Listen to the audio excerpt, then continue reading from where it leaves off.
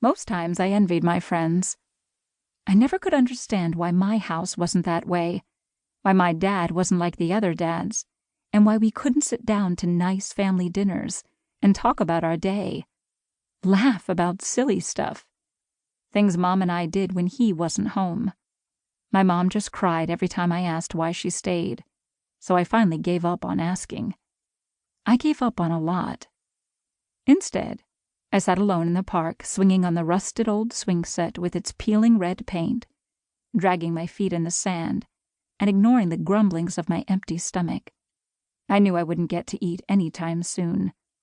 Not until he passed out, at least, and it would be safe to go back home. Another hour or two yet.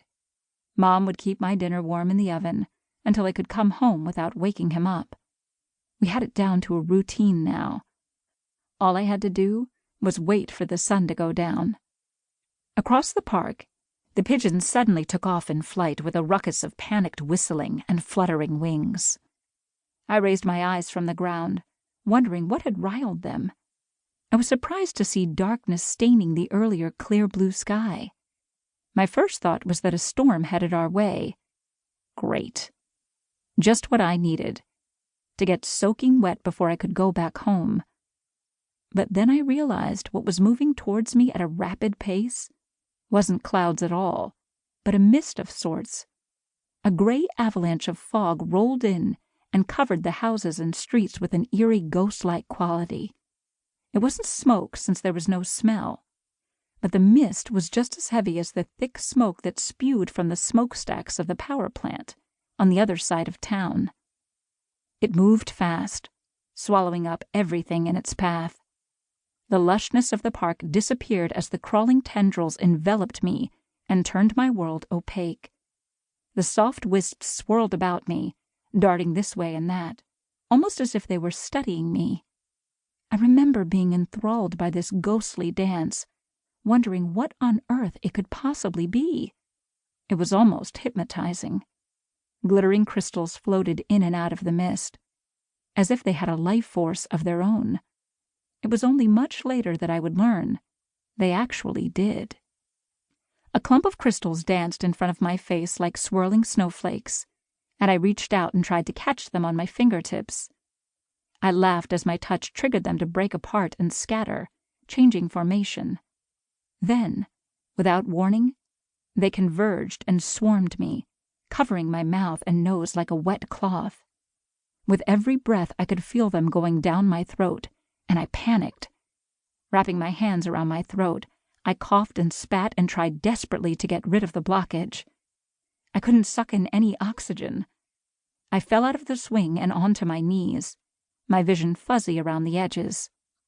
The threat of blacking out was all too real, and I was terrified I was going to die. And then, just like that, it was over. The crystals clawed at my throat as they made their way back up, making me gag. They trickled out of my mouth and into the air. The mist surrounding me reabsorbed them like a thirsty sponge, and then it just moved on. As if the crystals had decided I wasn't worth their time. I sucked the sweet air into my starving lungs, spitting out the oily aftertaste in my mouth. Still on my knees in the playground dirt, a cold shiver passed over me, and I couldn't help but feel I'd just had a very narrow escape. But from what?